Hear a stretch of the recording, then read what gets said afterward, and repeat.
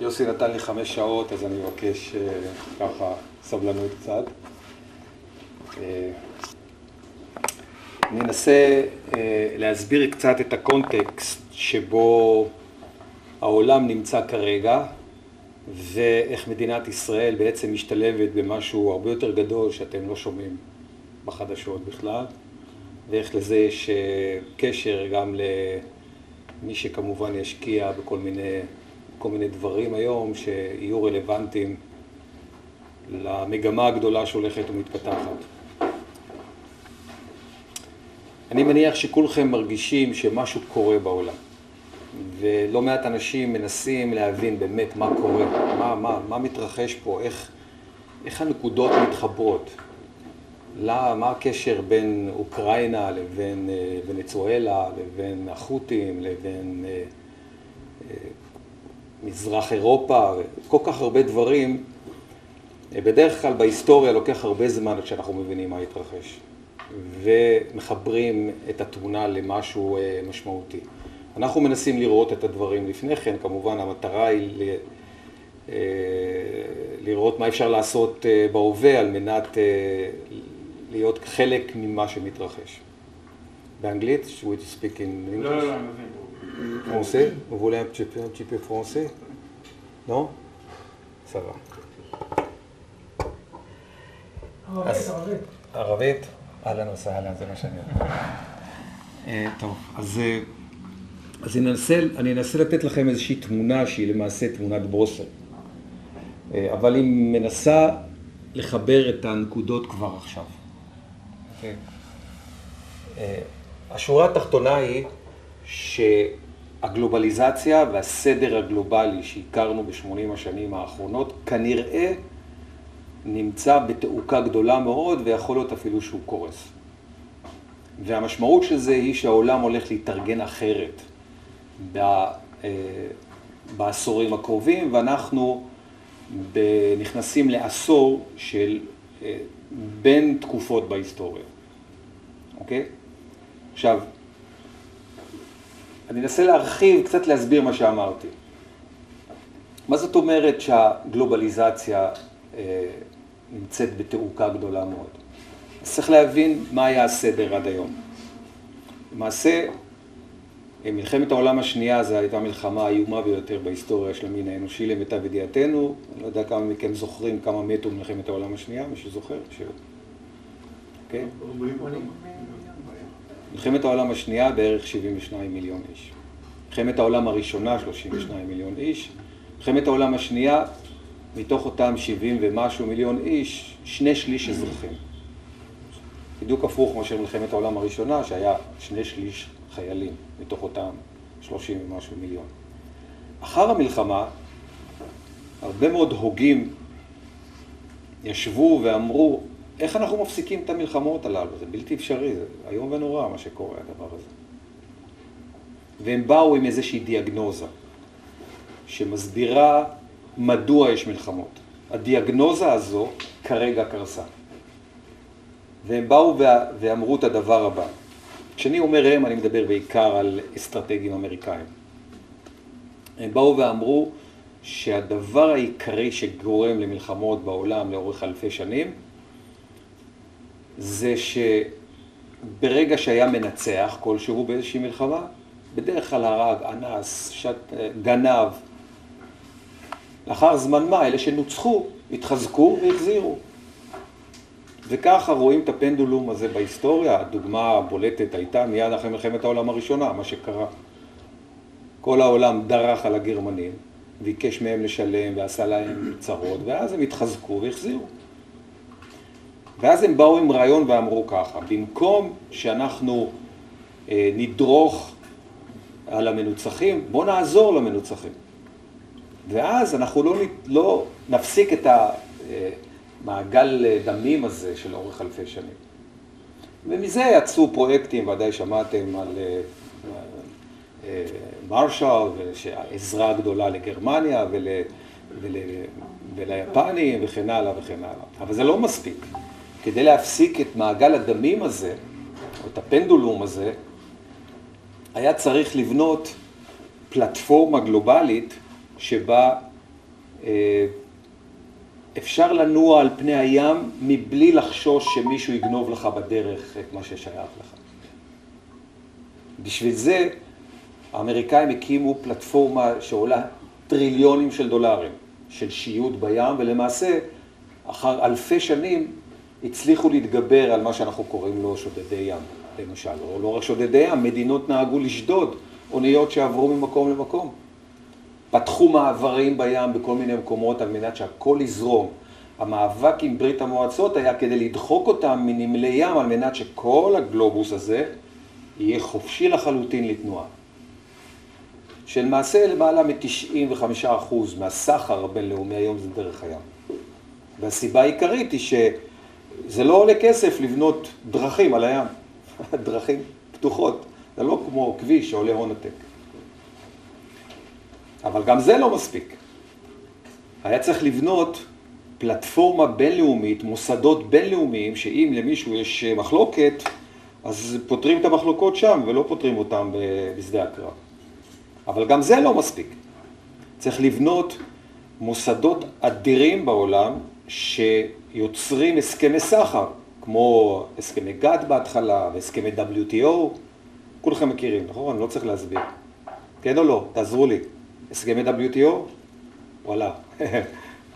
תעשו לי ככה, שאני אדע, שלא... כלום? אוקיי, WTO, the World Trade Organization, זה הארגון הגדול ביותר בעולם, למעלה מ-160 מדינות, כולל מדינת ישראל שהצטרפה באמצע שנות ה-90.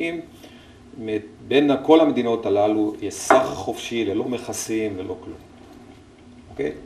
שזה מה שעשה את זה שכרגע הדף נייר הזה עולה גרושים. אוקיי? עתים, הכל זול, הכל אתה מעביר ממקום למקום ללא מכסים. הבעיה היא שתוך כדי הבנייה של הפלטפורמה הזו, הגדולה, היה צריך שוטר, ומי שלקח על עצמו להיות השוטר של הפלטפורמה הזו זה האמריקאים, והיו צריכים להוציא הון עתק. אז כל עוד הם נלחמו עם ברית המועצות, אז היה להם אינטרס להשקיע הרבה כדי לדחוק, כדי לבנות לחלוטין את הפלטפורמה הזו. ברגע שברית המועצות קרסה, לאט לאט אמרו, אבל לא צריך, אנחנו משלמים הון עתק, כולם רק מנצלים את הפלטפורמה הזו. לא רק שמנצלים את הפלטפורמה הזו, אלא יש כאלה מדינות שהתחילו לדחוק את האמריקאים מתוך הפלטפורמה הזו. אוקיי? אתן לכם רק דוגמה כדי לסבר את האוזן של סדר אדיר שגרם לכך שאתם ואני היום הכל זול, הכל עובר ממקום למקום. אני מניח שכולכם קניתם פעם מסין משהו, עלי אקספרס או תמו עכשיו. איך יכול להיות ששיפמנט בחינם? איך יכול להיות? אתה קונה משהו שעולה $3, אוקיי? והוא כזה גדול, ואתה לא משלם על מעבר, זה אדיר, זה עולה הון עתק, המעבר הזה בים, עד שזה מגיע אליך. מישהו יודע למה? איך יכול להיות? אז כולם חושבים שזה, מכניסים את המחיר בתוך, את השיפמנט בתוך המחיר, זה לא נכון. האמריקאים מממנים את זה. האמריקאים מממנים את זה. אוקיי. אז נכון, אחרי מלחמת העולם השנייה, המנצחים, בעיקר האירופאים, זה היה תפקידם, הקימו קרן מיוחדת לעזור למדינות מתפתחות לעשות את הסחר העולמי הזה, בעיקר בין אנשים פרטיים, ואת המשלוח, הקרן הזו משלמת. אוקיי? האירופאים משלמים על זה שהיום קיבלתי את הנעליים בתמו. אוקיי? זה לא יאומן. אבל היבואנים כן משלמים משלוח. הגדולים, לא בין אחד לשני, לא מה שנקרא consumer to C2C. אוקיי? כשאתה מביא קונטיינר זה סיפור אחר, זה משהו אחר. לא, הוא מדבר על פרטי. פרטיים. פרטי. פרטי, נו, משלם. לא משלם. האדם הפרטי לא משלם. אם אתה עסק וקונה בכמויות גדולות, כן. אני רוצה להביא 100,000 עיתים מסין. זה אתה משלם. אבל אני קונה נעליים. אני נכנס לתמו, קונה נעל אחת. החברה שלה. אחד. אוקיי? זו הכוונה. הכוונה לעזור לקטנים. לעזור לקטנים, לא לעזור לבעלי עסקים. אז אם כן משלמים, יש דברים שכן יש בהם משלוח? אז זה לפעמים יש כל מיני טריקים. אגב, שתבינו שזו אחת הסיבות, סין הרי לא מדינה מתפתחת, היא מדינה מפותחת, אבל הם עדיין לא מסכימים שיחליפו להם את ההגדרה למדינה מפותחת. הם עדיין בהגדרה של מדינה מתפתחת על מנת להמשיך לנצל את ה... נכון מאוד, אוקיי? עכשיו, זו דוגמה איך המערכת קורסת, אוקיי? אז מה זה קורס? קורס זה אומר שהפלטפורמה כבר לא עובדת. הפלטפורמה הבינלאומית, למשל, אחת הנקודות הכי חשובות שכנראה עוד תיזכר כמאוד משמעותית בתהליך של הקריסה של הסדר העולמי הזה, זה כאשר רוסיה נכנסה לאוקראינה. רוסיה חתמה עם אוקראינה, הסכמים, אוקיי? שהם מפנים את הנשק הגרעיני אצלם, שהם לא ייכנסו לנאטו, ובתמורה אמרו להם, אנחנו לא ניכנס אליכם, לא נחדור אליכם. ובכל זאת הם חדרו. למעשה, מה שהרוסים עשו, הם הקריסו את המערכות הגלובליות של הסכמים בינלאומיים. כבר אף אחד לא יכול לסמוך על הסכמים בינלאומיים. המשמעות של זה היא לא רק הסכם, כי הרבה מאוד מדינות חתמו הרי עם אוקראינה לקבל חיטה. אז מה הרוסים עשו? עשו סגר. זאת אומרת, אפילו מדינות שכבר שילמו על חיטה, הם לא קיבלו חיטה, בגלל שהרוסים החליטו הם עושים סגר. ולמעשה הם הקריסו את המערכת הגלובלית. זה בא לידי ביטוי אגב עם החות'ים, שמתחילים לעצור את התנועה הזו בים בכל העולם. אנחנו יודעים היום את נקודת החיכוך הבאה. עד עכשיו סיפרתי לכם עבר, עכשיו אני עושה מה שנקרא טיפה. נקודת החיכוך הבאה כנראה תהיה בוונצואלה. למה? כי גואנה, מדינה ליד ונצואלה, מצאה המון נפט. וונצואלה בצרות צורות, כלכלית קורסת לחלוטין וחברתית. אז ונצואלה לומדת לפלוש למדינה שלצידה כדי לקחת מהם את הנפט. ארצות הברית לא תהיה מוכנה שזה יקרה. זה בכלל להרוס את כל הסדר העולמי. ארצות הברית וכנראה גם אנגליה יביאו כוחות לכיוון שם, כדי לאיים על ונצואלה לא לעשות את זה. שנייה אחת, דוד. חבר'ה, למישהו יש מגבלת זמן?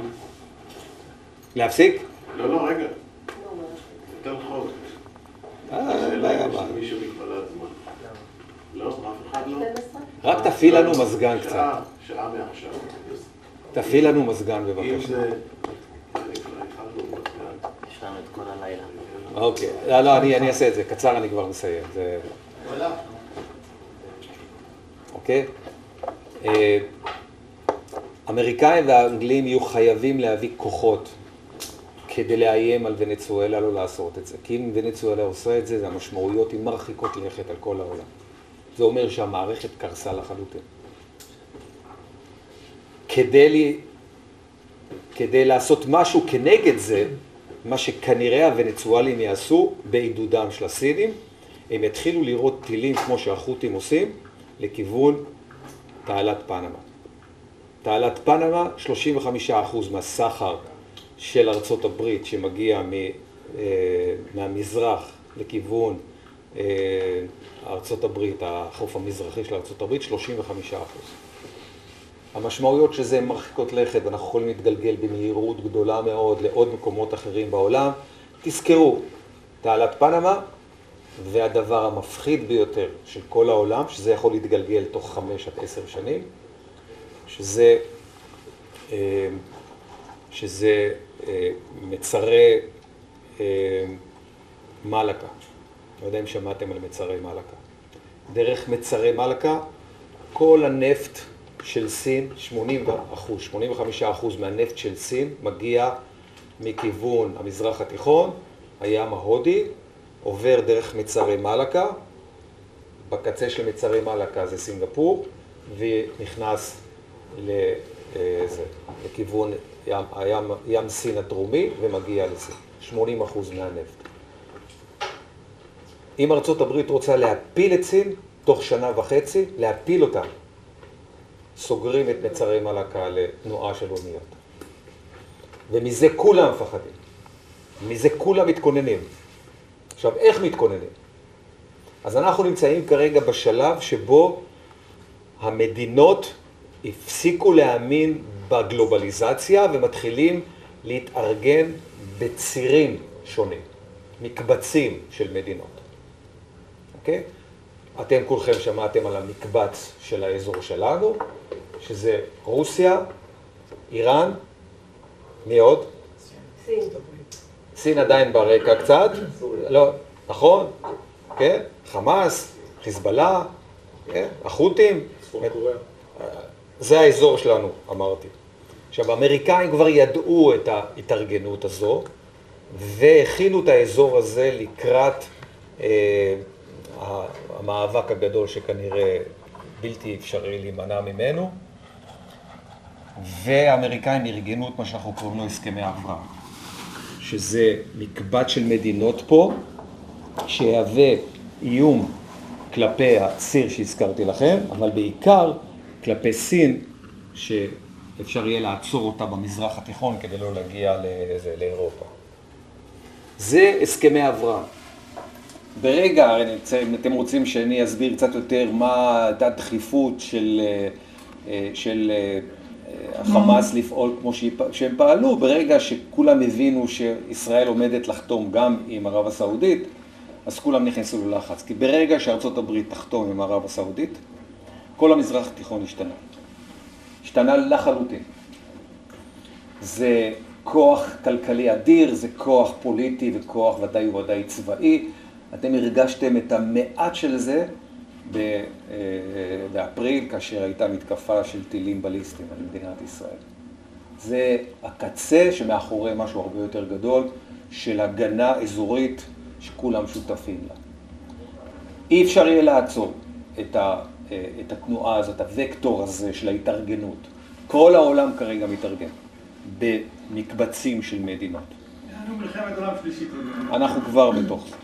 אנחנו מה שנקרא, אבל לא חייב להיות שמלחמת עולם תהיה כמו מלחמת העולם השנייה. זה יכול להיות גם מלחמה כלכלית, זה יכול להיות גם, אבל יש גם תסריטים שמדברים שזו מלחמה קינטית. אוקיי?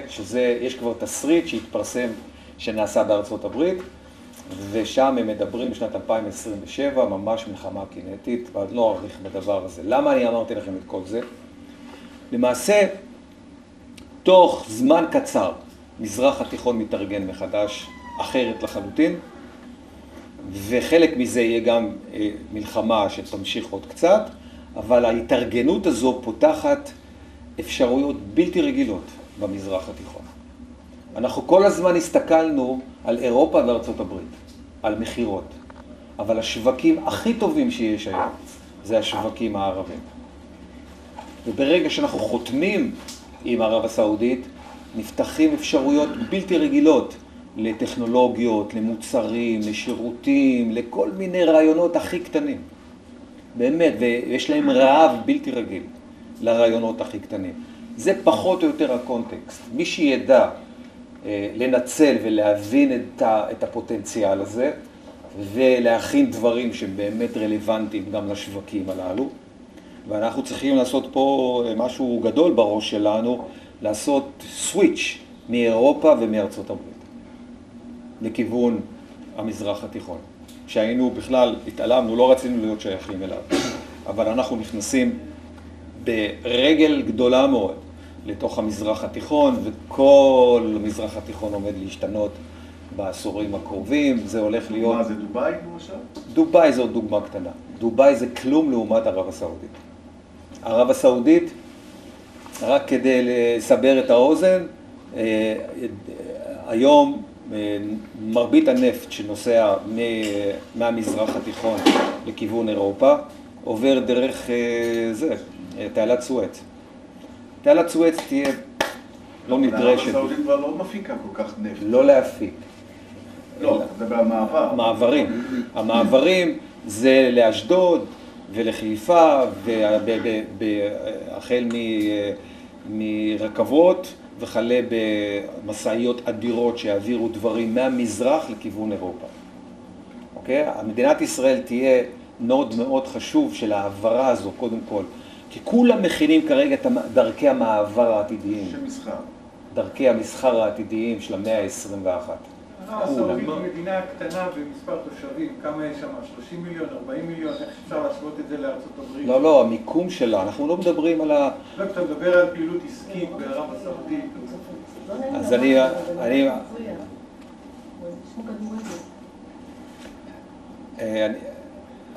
זה לא עסק עם התושבים של ערב הסעודית. זה ערב הסעודית כנוד. ערב הסעודית היא היום המובילה של העולם המוסלמי הסוני. מובילה במה? מה? מובילה במה? היא המעצמה היא המעצמה שמובילה את העולם הסוני. הכוח הכלכלי גם זה אינדונזיה. אינדונזיה זה סיפור אחר. רגע, כשאנחנו מדברים תמיד יש מדינה שהיא האח הגדול של העולם. לפני כן הייתה מצרים, קרסה, היא הפסיקה להיות המדינה שמובילה. מובילה זה אומר שהיא נוד זה אומר שדרכה הכל עובר. כן, הכל עובר דרכה. החל מבנקאות וכלה במסחר, ואם היא תגיד שאני רוצה לעשות סחר עם אינדונזיה, אז אתה תעשה סחר עם ערב הסעודית והם יעשו את ההמשך עם אינדונזיה, אתה לא צריך לעשות את זה.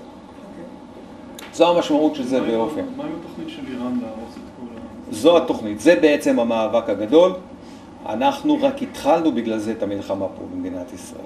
זה הולך להימשך עוד קצת זה עוד כמה שנים. אבל לפי מה שאתה אומר עכשיו זה התארגנות גלובלית.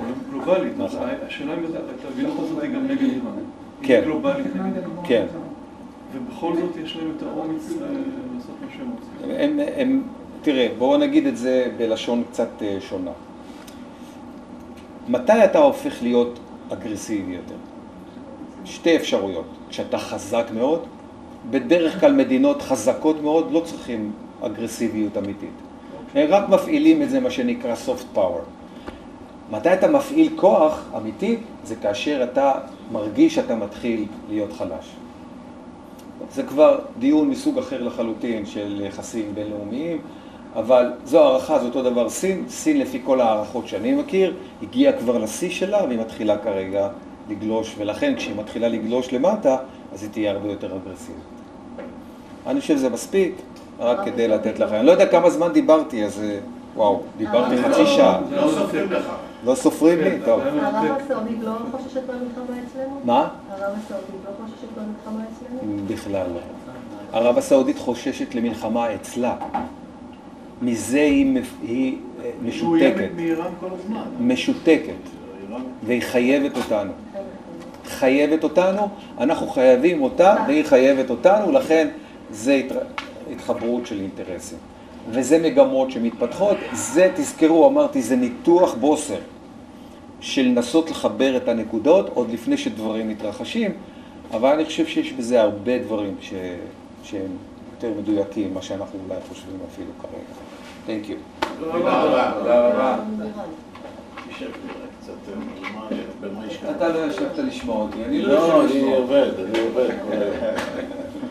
קצת כמה משפטים לסיום אופטימיים, לא יודע. משהו הוא אמר שכל השחור הזה זה בסוף בשביל הדברות שמגיע לאחר מכן, השינוי המטורף שלו לקרוא. אבל מה אתה רוצה משהו אופטימי, אמיתי? לא יודע, שנוכל לישון בלילה, אני יודע. אני ישן טוב בלילה, אבל אולי באמת משפט אישי? כן או לא? אופטימי. מפקד, אתה... תעשה מה שאתה רוצה. מה זה מה שאני רוצה? תראה, למה כולם רוצים להיות חלק ממדינת ישראל, או שותפים, או בעלי ברית למדינת ישראל? זה לא בגלל שאנחנו יפים. מה הסיבה? אנחנו... לא, אז תקשיבו טוב לנתון. אנחנו המדינה היחידה בעולם שבמחצית הראשונה של המאה ה-21 אנחנו מכפילים את האוכלוסייה שלנו. מ-8 מיליון ל-16 מיליון. 2050 אנחנו נהיה 16 מיליון תושבים במדינת ישראל ועוד כל מיני אנשים. ב-2100 אנחנו המדינה היחידה שעומדת לשלש את האוכלוסייה שלה, כל המדינות בעולם מתרסקות. אנחנו נהיה המדינה היחידה שמגיעה ל-24 מיליון איש בסוף המאה ה-21. הודו, סין לא גדלים? לא, סין לא, אבל הודו. סין מאבדת חצי מהאוכלוסייה שלה. סין. סין. תוך 30 עד 40 שנה, נכון, הודו מאבדת שליש מהאוכלוסייה שלה. יפן, שליש מהאוכלוסייה שלה. גרמניה, כולם. איראן שילשה את עצמה במשך 30 שנה. מה? איראן שילשה את עצמה במשך 30 שנה. כן. כל העולם הערבי שילש את עצמו בגלל שהם לא עשו תכנון, אבל כל העולם הערבי והמוסלמי הם מדינות שלא השקיעו בתשתיות, או השקיעו בחינוך, והשקיעו בהרבה מאוד דברים, שזה הם קורסים. ובאיראן יש בעיה גדולה מאוד, אוקיי? 1.6 ילדים לאישה. הם ירדו מתחת לשיעורי התחלופה. ויש שם כמות אדירה של בנות ואין מספיק בנים. אבל אפשר פה להמשיך לנתח את כל הרמזים למה שהולך להתרחש בעתיד. זה שהאסלאם ישוב באירופה. זה 5-10% מהאוכלוסייה, זה כלום. זה כלום? הם רק עושים עושים הרבה ברעש. רעש, אבל באחוזים לא... באחוזים זה זה כלום. משהו שלא... וחוץ מזה, אני האחרון שמאמין לאירופאים. אוקיי. הם הוכיחו בהיסטוריה, כל פעם הם הופכים להיות אכזרים. כן. וכשהם יהיו אכזרים עוד פעם, הם יודעים את זה. הם יודעים לעשות את זה. לצערנו הרב, ואנחנו אסור לנו חלילה אפילו לתת להם גיבוי על זה, אבל אנחנו רואים שאירופה מתעוררת. והם יהיו אגרסיביים, גם כלפינו, אנחנו תמיד נוכל אותם. זהו, מספיק. אז צריך לשמור על המדינה, זה מה שאתה אומר. בדיוק.